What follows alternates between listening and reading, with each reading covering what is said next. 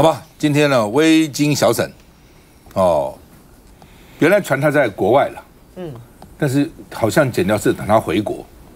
他回国了，回国了以后呢，就在国内了嘛，所以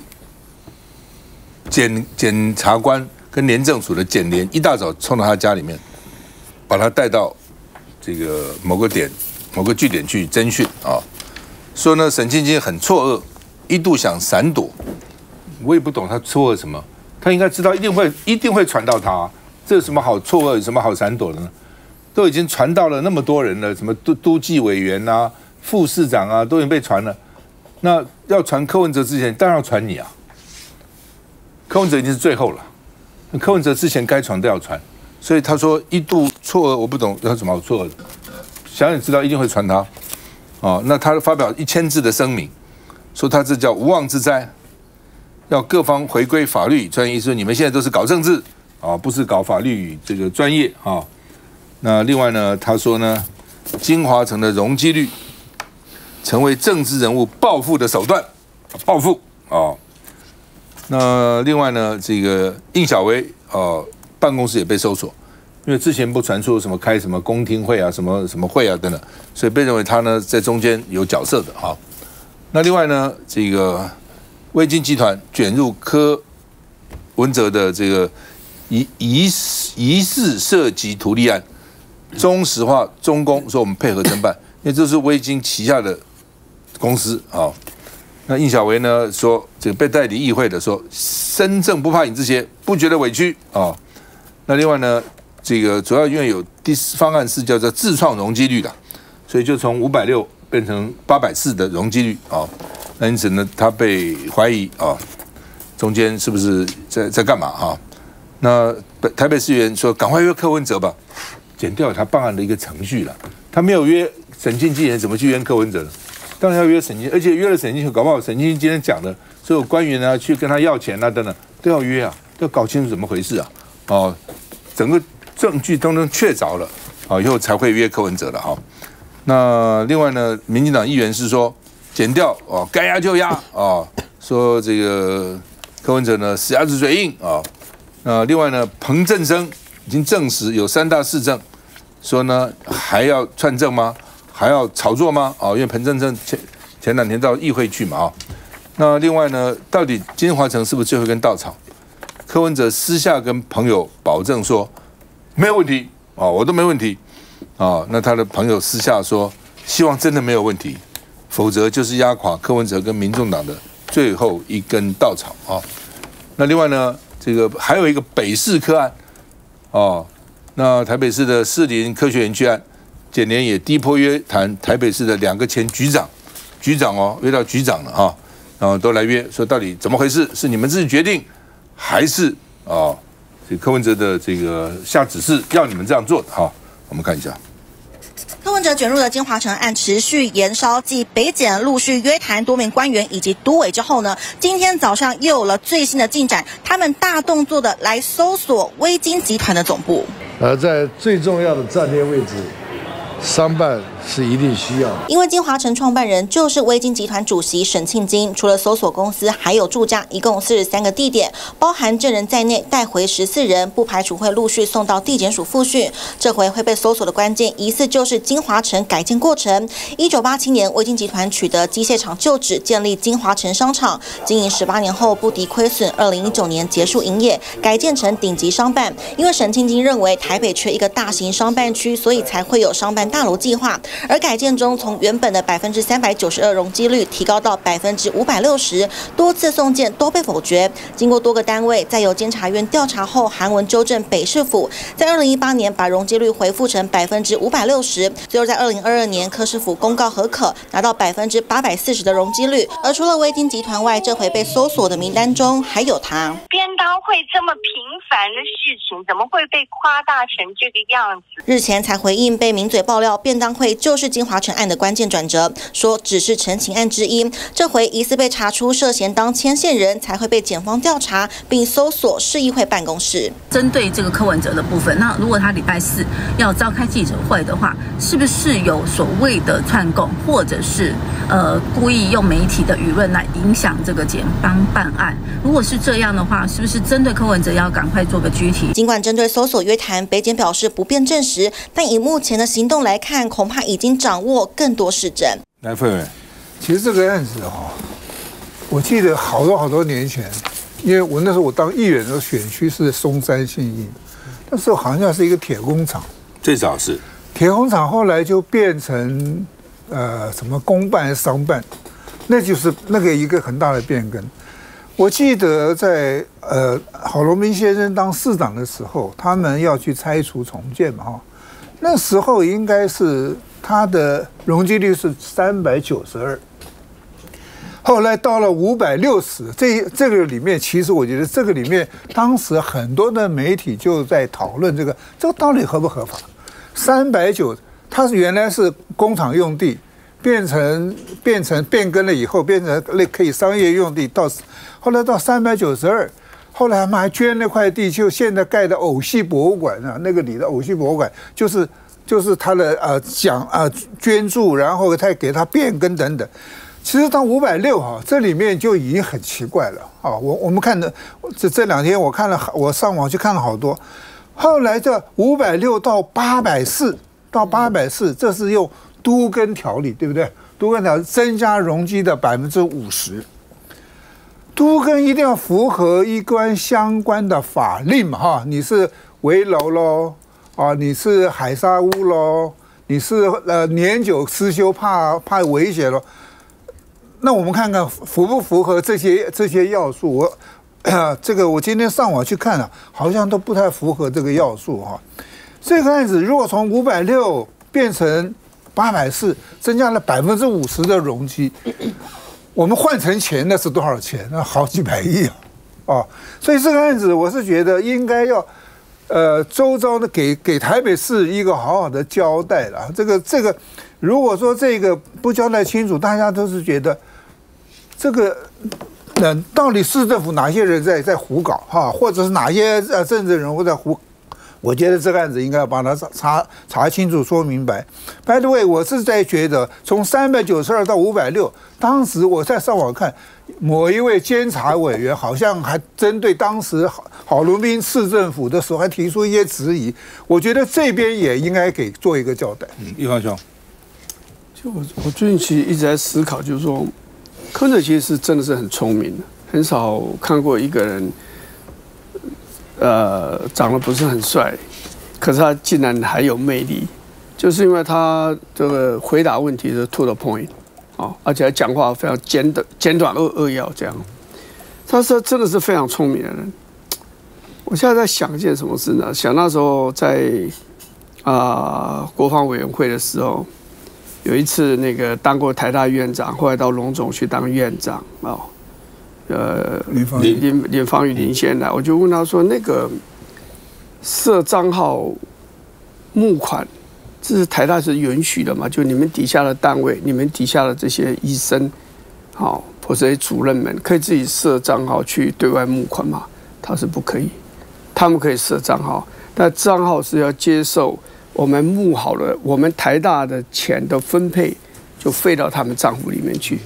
换句话说，就是说底下的台大底下各单位是真的是不能募款的这样。那可是好像柯文哲当时做的就是这样的一件事。根据149那个案子。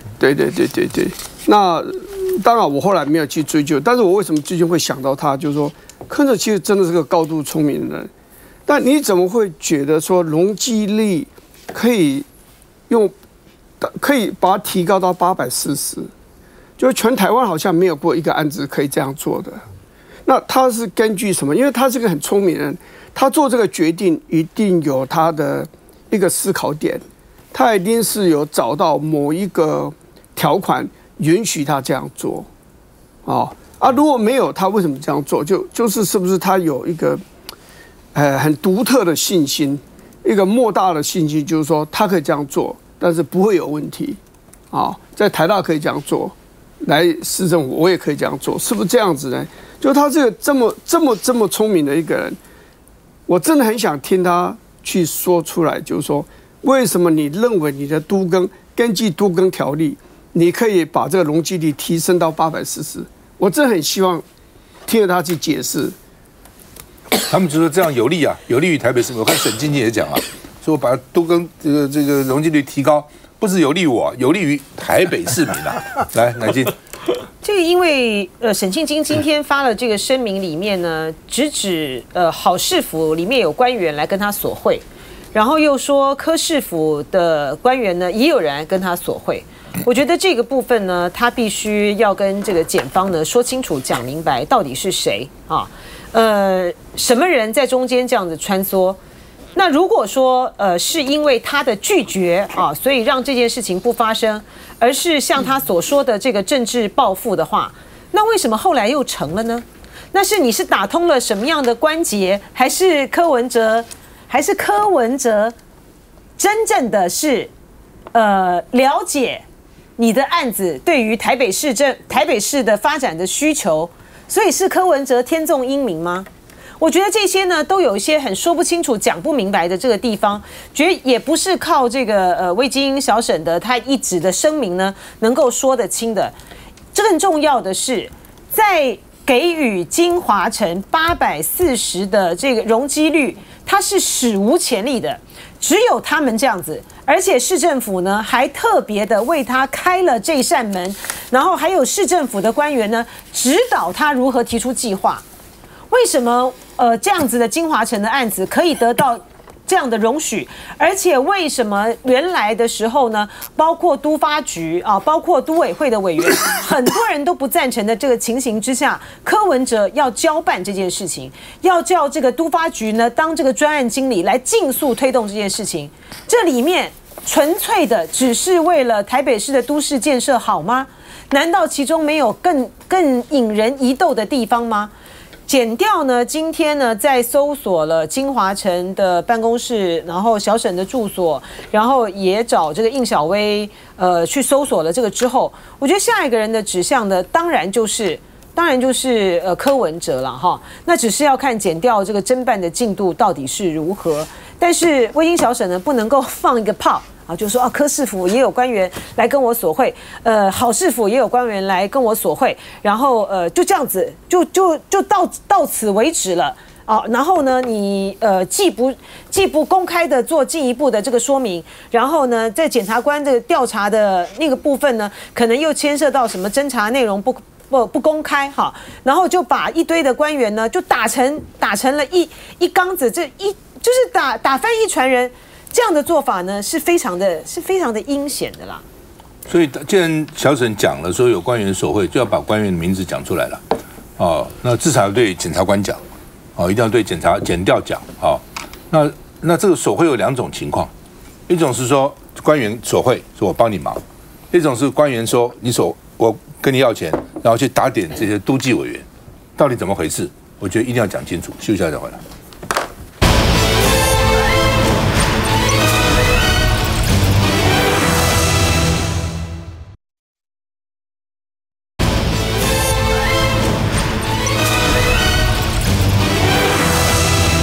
好吧，台北市议员嘲讽柯文哲说公开透明变成下落不明。那柯文哲呢，现在发函求会计师公会帮他查账，会计师公会说呢，问了5个会计师都不愿意接。如果查账说你没问题，会计师一定被骂。你到底怎么查的？有问题又得罪了民众党，何必呢？对不对？吃力不讨好，而且会给他多少钱查呢？现在忙得要死，会计师都很忙的，干嘛给你查证呢？所以大家都不愿意这个东西得罪人的事情嘛。那到底他们选举补助款怎么运用的？侯友宜的补助款是1亿4000零，意识上是全部捐给国民党了。那民进党的这个赖清德的1亿6758万是1/3捐给中央，1/3做公益，1/3呢说照顾党员那蔡英文当时呢2次，其实上面选了3次然后呢，他一部分给党部，一部分给公益团体，一部分呢给小英基金会。他要给小英基金会。那另外呢，所以呢，柯文哲2015年就想拿1000万来房贷，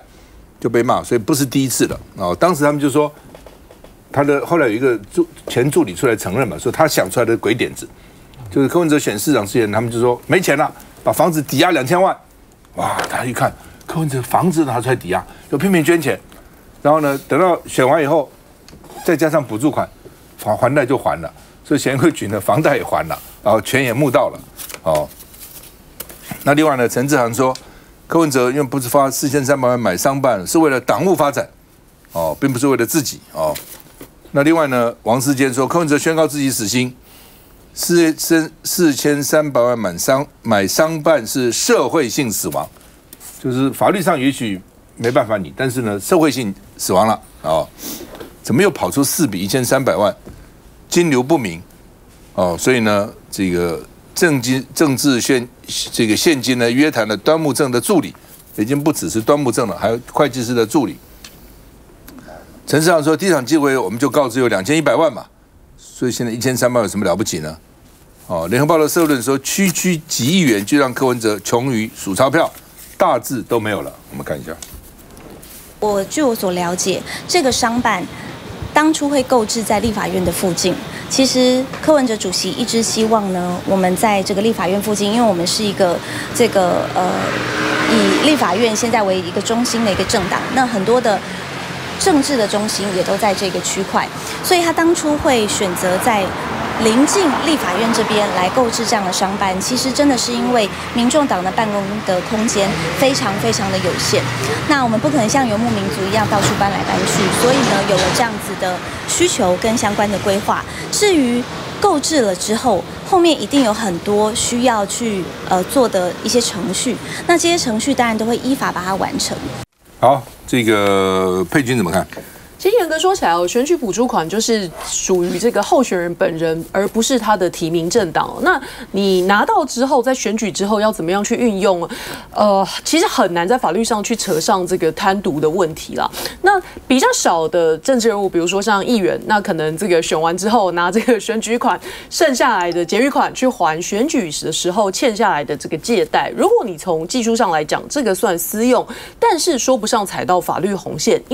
但是大型的选举就不是这样，因为它牵扯到这个广泛的政治资源的调动。那候选人选举时这个用的这个经费来源，如果基本上不是靠自己个人的人脉而已，是整个政党的形象捆包在一起，整个政党团队的拉抬跟投入，所以得来的这个巨额的政治现金，得到的选举补助款，在最后没有什么欠款要结清的情况之下，那通常如果循往例，前面几任总统大概就会成立一个跟这个基金会，或者是捐给一个跟自己政治版图比较相近、关系比较深的基金会。比如说马总统选市长之后，他成立了这个新台湾人基金会，蔡英文也成立了小英基金会，大概都会是这样的模式。那柯文哲的问题是什么？就是在选前，不管是选市长或者是选总统，他在选前营造的是一个很个庶民的形象。简单来讲是这样，就是没有钱，我是一个跟人民站在一起没有钱的选举。那选举的时候，他拿的也不是自己钱去抵押或者去贷款，他用的是这个民众党的政治现金哦。那所以选后的补助款，如果要循刚刚我讲的这样子，你要拿来做自己的这个其他的用途，会对支持者的情感上是一个重伤。那常理上，大家会觉得柯文哲的选举用的是民众党这个整个形象看棒又募来的钱，那选后不应该会变成柯家的私人财产哦。那某种程度应该要变成民众党或者是柯文哲后续如果有政治版图继续运用的组织里面。所以回过来讲，柯文哲买商办直接买不是不可以，但是他前提是他有一个标的嘛。比如说，你已经确定你要从事什么样的公益，或者是你已经有一个很明确的政治目的，你成立了一个基金会，然后让基金会买了之后，不管是去用或者去租赁。那现在是因为还不知道这个科办到底在哪里，还有这个科办是要做什么用都不知道，一团问号。但是你商办已经买了，然后已经在收租，这个形象上看起来观感就是一个很自私的感觉。那你选举的时候花的是公家的钱，是民众党募来的钱，是支持者出的，可是你选后的补助款，你就顺着大家的意说，那这个就是我个人的财产增加。这个坦白说啦，其实真的没有法律问题哦。可是柯文哲或者民众党要正视的是说，这个在政治上的感受虽然比金华城来的抽象，可是我觉得对柯文哲还有对民众党的支持者来讲，那个情感受创会比不管北市科或者是金华城的案子还要来得深呢。美君，柯文哲他现在就是陈志汉的说辞是说啊，买那个商办呢，就是要来做党务发展使用的。我觉得这个一听就是事后的说辞啊，因为你如果说你当初买这个房子、买这间屋子、这个商办就是要做党务发展使用的话。其实买的时候你就可以宣告了嘛哈，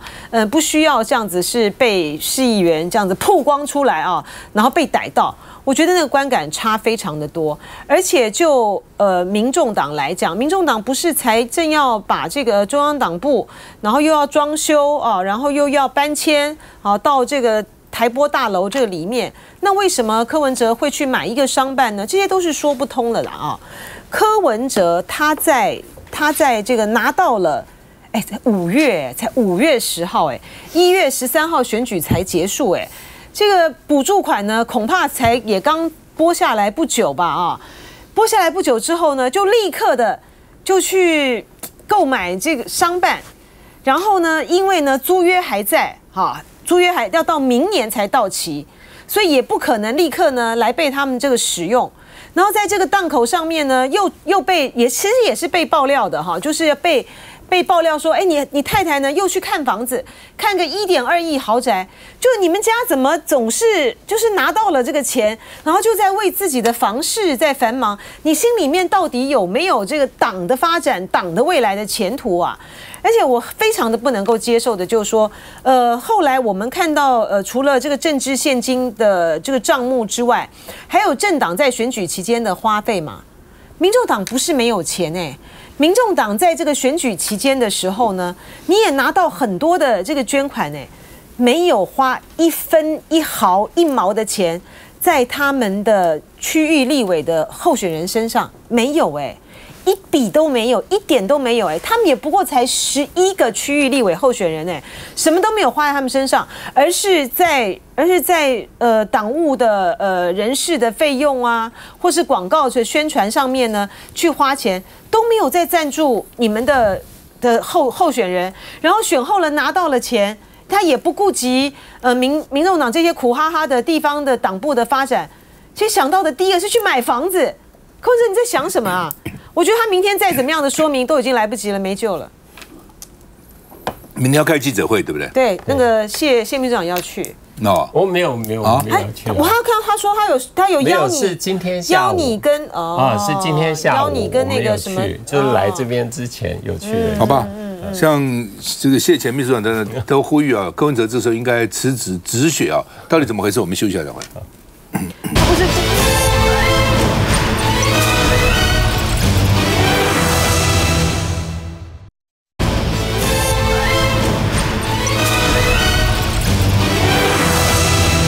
好，民众党里面呢，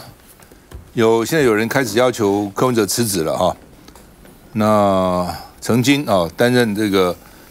竞选立委的淡大助理教授何景荣另外呢，前秘书长谢立功也这样认为了哈。那为什么？其实我跟何景荣看法当然还是有一点出入，不过我想先讲前面那个选举补助款，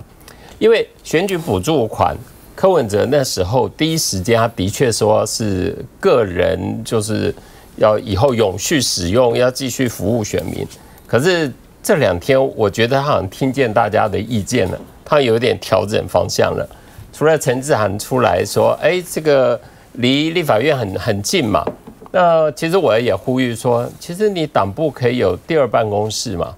但也好啦，反正你如果听得进去，就稍微转个方向，那。包括可以做公益啊，甚至有人说可不可以信托啊？其实方法一定很多啦，可是基本上就是不要只有做个人使用，这个观感非常不好。虽然没有违法，可是在政治上面这种做法是不正确的。至于说刚才何锦荣提到这个是不是要主席请辞，这个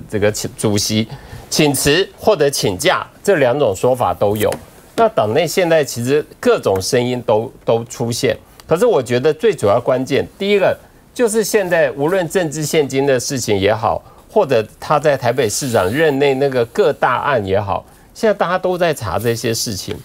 那又再加上是不是陈佩琪去买豪宅，去看豪宅，那又去买这个办公室，这些事情衍生出来，我说第一个，千万不要再有别的事情发生，因为这些事情已经无法止血了，已经很难止血。如果你没有大动作，别人不会买单的。第二个就讲到，如果说你还在位置上面，你到底可以做什么？我觉得，毕竟民众党人家就说是一人政党嘛，那柯文哲走了，那这个呢，到底会变成怎么样？没有人可以预测。所以说，我觉得他应该要做接班的准备，也就是说，未来无论是我们所谓的叫做集体领导，还有人开玩笑说叫政权和平移转没有这么严重，本来就很和平了啊。可是至少也就是说，未来我们要想嘛。如果当你真的深陷司法风暴，如果有检方、院方会有一些什么比较大动作的时候，那到底民众党这个时候要怎么办？其实你必须去想最坏的情形，所以这个时候会有很多各种不同的声音，就不足为奇了。目前是这样。来，洪大兄怎么看？平常讲这个我们都很多人选议员啊、立委这个大家都不会去盯着看大家盯着看的当然是总统跟可能会选总统的几度的市长，看他这个钱呢，他们是要怎么去处理？我讲就是政党就是选举的补助款因为那个金额比较大，国民党里面规定的非常的清清楚楚，就是全部是归中央党部。民进党也规定很清楚，你1/3嘛当然大家也会看你另外1/3。我们看小英总统跟赖总统是1/3是这个公益，1/3是帮助别人，是帮助社会上的人或者捐助他的基金会。那基金会当然不是进自己的口袋，都 OK 的因为你选总统这个跟选立委、市议员有点不太一样的，所以有很多是政党倾向我来支持你的那这些钱呢，平常讲是不是他自己的？可以讲在法律上可以讲他自己，但形式上平常讲是应该是属于这个政党的我是觉得，如果说这个任何人还要再去想选下次的总统，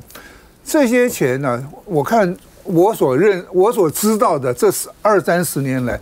很少人把它摆在口袋里。如果他要选下一次的话，所以这个时候我是觉得，我希望民众党到今天走来也不容易了他在国会的席次也有8席，我是觉得民众党的党员要好好自己的去珍惜，该怎么走就怎么走。你讲。我觉得民众党应该很有可能会泡沫化。说实在，因为我觉得民众党的核心初衷，可能在这一次的一连串的风波之下，大家会怀疑说，民众党到底的价值是什么？其实柯文哲刚刚提到，他或许在法律上他是有他的一个解释的说辞，但是至少在道德、在道义、在观感，甚至于在政治的信念上，柯文哲到底在哪里？如果今天这个是赖清德当选总统或选举之后自己用自己的名下去买了一个4000多万的商办，家人再去看一个1.2亿元的豪宅，而且还不是说给自己，是说给自己的小孩。我觉得这是全世界没人会接受的一件事情。那换句话说，为什么民众党可以去做这件事情呢？其实我简单问一个问题：现在这个豪宅它是有附租约的，这个租约每个月据说是6万多块，这钱到哪里了？是不是也是到柯文哲口袋？5年之后、10年后，他把这商办卖了，这笔钱是归还给民众党吗？其实也不是，是给柯文哲个人。所以这都是柯文哲必须面对的问题嘛。那更宏观就是这样，为什么柯文哲从政？刚刚也提到，从参与市长选举，当时房子还拿出来贷款，说欠债，然后结果喊穷，至今不但是自己的房子已经付清了，小孩子在大安区杭州南路名下也有房子。太太去看1.2亿元的豪宅，说也是帮小孩结婚做准备，然后自己名下再增加了一个4300万元的商办，这个全部都是过意不去的一件事情。大家也不是要求说你做人是不能买房子，或你做台大医师一辈子不能存钱，不是，但大家还是会做一个平衡嘛。就是说，你到底你买的这些这么多的房地产，或者去看的这些房地产，你的钱从哪里来？而且我还是要讲一件事情，选举补助款说他花了4300万，这也是他说的，目前也没有办法100%去查证到底这笔钱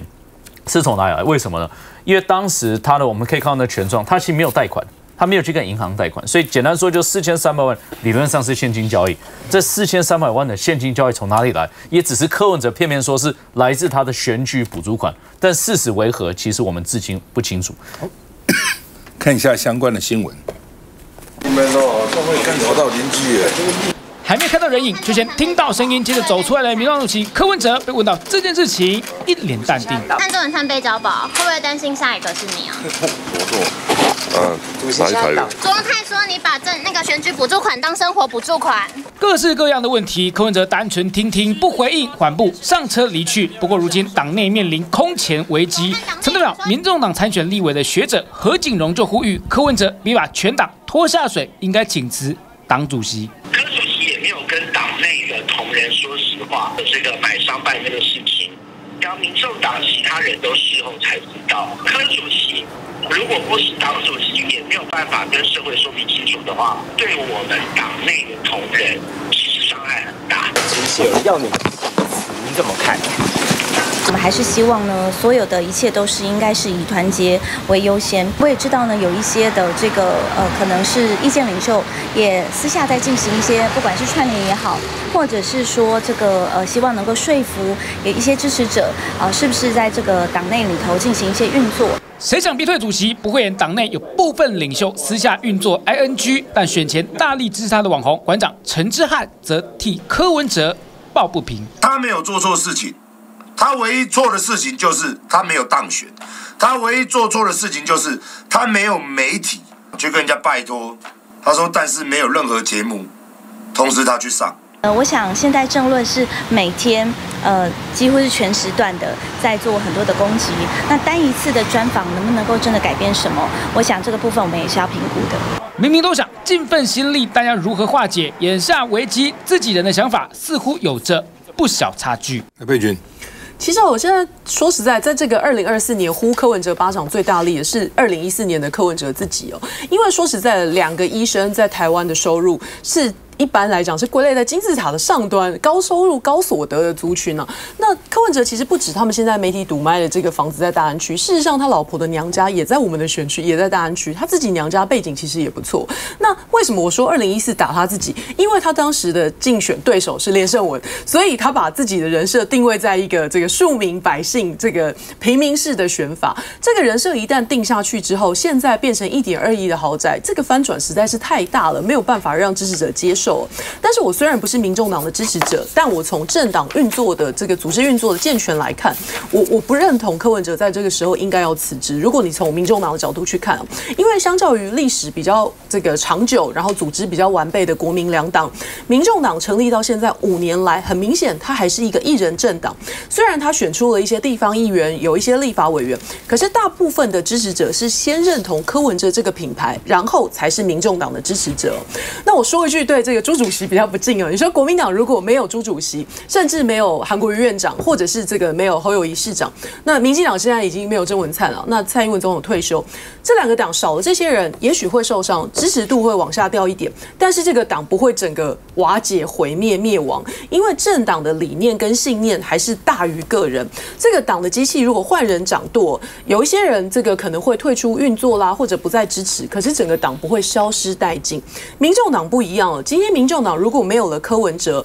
剩下比如说蔡壁如也好，黄珊珊也好，黄国昌也好，他们固然都是这个一方之霸，也是这个很亮眼的战将，可是他们并没有办法是一个横跨整个民众党支持者里面的公约数哦。那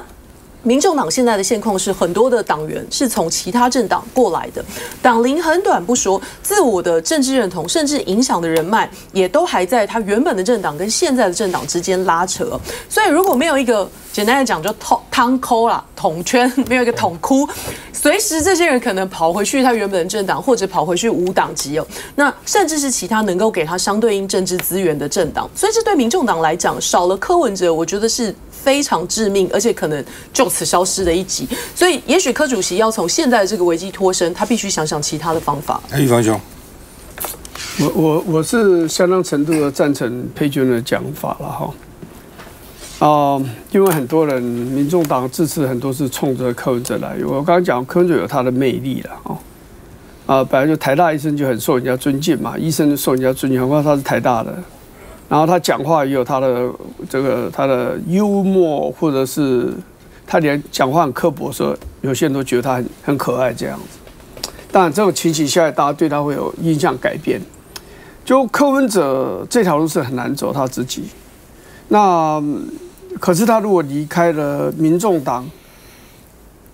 结果会怎么样？我认为只是时间的问题了。就柯文哲继续留在民众党，跟柯文哲现在离开民众党，我觉得民众党都快速的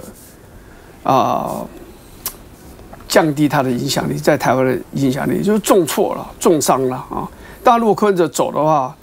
可能很快就会下去，除非黄国昌得到其他的这些立委、其他的这些民众党这个有影响力人的支持，然后黄国昌也证明他的确有那种包容，有那种胸襟，然后这样民众党或许还可以走下去。否则的话，就是这种一人的政党你看过去的这个日子，不要讲一人的政党，就是说那个第三党要在这样的地方出现是很难。美国两党制的形成是偶然你看像欧洲都是多党的但是在台湾来讲，两党制是真的是你也可以说是偶然现在不管怎么样，第三党要再出现这是很辛苦。我们再回头再看以前有所谓的建国党，有台联这个新党亲民党来了又走了，来了又走了，就这样子还时代力量。那你现在加上这个民众党现在来了，看起来他现在也在开始要离开的那个样子。这个是很辛苦。这本来第三党在台湾的空间就是非常狭窄，在两大党长期的这样的一个经营之下，留给你第三党空间就很小那每一个偶然让你长大了一点，但是你很快的就消退。所以你说是柯文哲也好，不是柯文哲也好，本来民众的这条路就非常难走。但是我必须承认，民众党里面是有一些非常优秀的人才，我希望他们能够继续为台湾的政治的进步做贡献。好了，主要是选举制度了原来之所以呢，新党、亲民党什么都能够存活，是它是大选区多选制，所以你只要有个8%、10%，你就可以当选。比如立委，台北市就起码可以当这种在第三党可以当选2-3席没有问题。可他现在搞成变成说这个单一选区，那只有大党能够选举，彻底摧毁掉小党的这个生存性欧洲也是一样看选举制度就决定你到底是多党制还是变成两党制那柯文哲说他会一直讲清楚，那我们很期待，那明天他的记者会能不能把它一直讲清楚？休息一下再回来。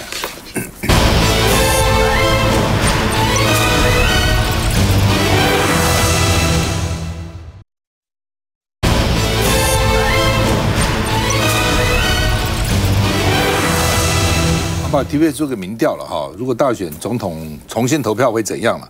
柯文哲少8%了他这个掉了8%那侯友宜维持33%，赖清德呢从原来的40变49，就看起来柯文哲掉了都跑到赖清德那边去了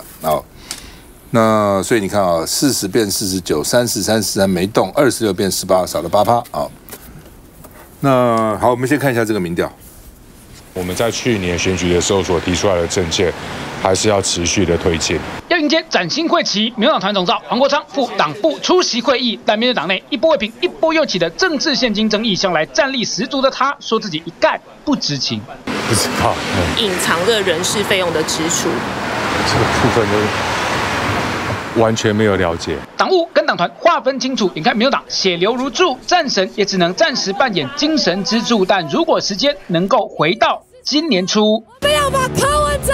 送进哪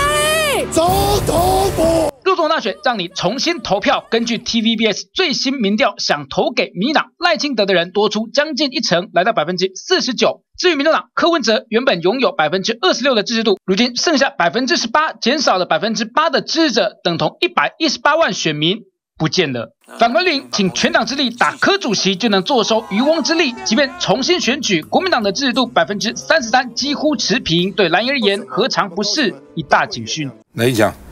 我觉得这个很难说啦，因为选举过了，然后突然之间把同一组候选人全部拿出来说重投一次的话，我觉得可能也很难反应啦。因为我们在选举期间其实看到了相关民调，大概民众党的支持群众啊，包括有来自民进党大概是一半，有来自国民党大概也是一半，然后，所以突然之间看到说柯文哲少8%，然后赖清德好像除了8%之外，还在找了1%出来加9%。我个人是有一点存疑了，但我觉得不可否认的是这样，就是说民众党这一次大概是他创党以来最大的一个危机了。那至于说这个政党是不是能继续生存，其实我觉得主要就取决在接下来民众能不能接受柯文哲他相关的说辞，以及接下来有一些司法案件，包括金华城在内的一个后续的判决结果了。但我个人感觉是这样了，我觉得柯文哲这所有的争议大概是完全逃不掉了，因为我自己在台北市金华城调查小组里面，我看到的相关证据，我认为这个行政违失是100%确定有的。那柯文哲是当时的市长，我相信他也必须付出相对的一个责任在。好吧，除了这个以外，蔡壁如到底怎么回事？我们再看一下。如果要用政治现金这种事情去放大镜去检视，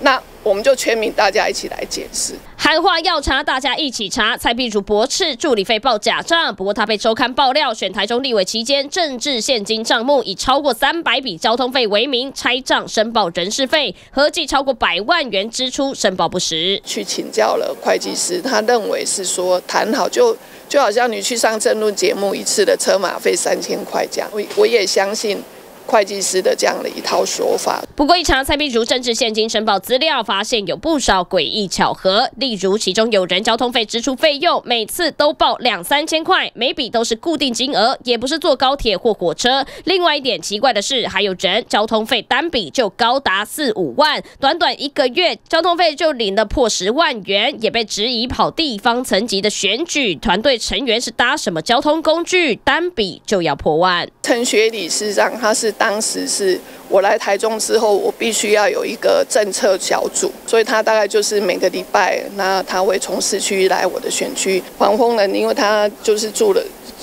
每天的一些交通，然后他再来就是他要负责去载一些干部。我有问他，我说他报的跟别人家比较不一样，他说总干事跟我说那也是他个别有谈过的。蔡壁如强调合法，也秀出爆料截图要提告。不过发文中还提到，他底下一名团队成员以交通费的名义，不只领蔡壁如的钱，也领了国民党立委廖伟翔的工资，甚至在蔡壁如那边领的还比较多。地方上面类似就打工仔这样，这些人他们本来就是会帮忙去发文宣，就来来去去。竞选团队也依法合规发给薪资，所有账目也公开透明，可供检验。蔡壁如表示，如果有问题，半年前监察院早就找上门，不用等人爆料。和会计师也确认过，强调申报费用一切合法。好，最新的新闻哈，柯文哲今天找了民众党的党公职开会。柯文哲明天要请假暂别党主席，而且要自己请中评会来调查。好，来，立功兄，到底这什么意思？是他暂时不当党主席了？今天下午我蔡壁如、陈婉慧，我们几个人是有去那边。其实去之前我们也不知道他要谈什么，后来他大概就是把现在查账的进度啊稍微做了一些。他找你们去就是了。对，所以今天下午其实2天前约的。可是说真的，不知道要谈什么主题，去了以后才知道是这个。不过我刚才回应一下那个蔡壁如那段，因为那时候我也在台中去协助他嘛，还做他顾问团总团长。他里面讲出几个人名我都知道，其实都在里面帮忙。现在问题是什么？他们说你这个定额的给这个交通费是不是规避人事费？其实重点就是这一个而已。那他如果问过会计师，这样报账是 OK 的话，那我觉得。那如果说监察院也没有意见，那当然这是另外一种报销的方法。那我还可以举一个例子啊，像刚才讲到那个黄丰仁哈，我就想嘛，如果说是3000块，他加油一次报1500，他每2笔报一次，那就是每次就报3000啊，他不用每天每一张油单去报嘛。所以如果是这样的情形，我觉得问题倒是不大啦。但是现在因为整个民众党只要碰到政治现金的申报，所以大家都很热嘛，就是都高标准来检视。我觉得也好了，就是有时候党就是要经过这一段，因为其实很多人说为什么一直在讲一人政党，就是说你的制度不好嘛，你或者说你没有建立制度，或者有制度你不去遵循，这个都跟没有制度一样。我觉得柯文哲这一招其实就是避风头啦，哈，就暂时呢让自己呢从这个风口浪尖里面呢，暂时的就是退到的幕后。可是我觉得这个能够挽救柯文哲吗？我觉得很难呢，因为呢，所有的这个调查呢都还在进行之中。检调方面呢，针对的政治的现金的部分呢也在查，然后又查出来说，哎，又有1300多万的这个去向不明。然后金华城的这边的案子呢也在这个进行。柯文哲他能够躲多久呢？他终于还是要面对啊。至于说要自请这个中评会处分，中评会会做什么处分？黄珊珊都只有停权3年了，难道他们要这个柯文哲？难道他们要柯文哲停权吗？就说我觉得不知道是什么样的这个幕僚，他们怎么会去讨论说这样的一个结果？请假避风头，并不能够解决柯文哲现在的政治危机。第一个就是他不想辞党主席嘛。对啊，他不想辞党主席，那怎么办呢？你们就让他辞，对不对？内忧外患，那就我请假嘛，那是暂时避风头嘛。来，这个佩君。其实我觉得蔡壁如的问题哦，跟前面我们谈的那些比起来，这个等级实在差太多。因为他这些助理不是没有劳动事实，只是说你这样去报的好处，也许我们去想说，哦，那站在雇主蔡壁如的角度，可能会省了劳健保费；那站在被雇的这些劳工，可能会省了所得税。另外，我觉得啦，可能这些人另有正职，所以必须要用这样的方式去报。那国民党现在当然从民调里面来看，在这个民众党的雪崩里面，双支持度都有提高，但是。老实说，我觉得最好笑的应该是这个基进党跟时代力量，因为最近他们的角色就是打柯不遗余力嘛。不过在支持度上面看起来是没什么起色，显然小绿还是很难为的。1分钟，蔡壁如不希望柯文哲辞党主席，因为他晓得柯文哲如果辞了党主席，大概就这样就差不多结束了。那这个党也差不多就这个样。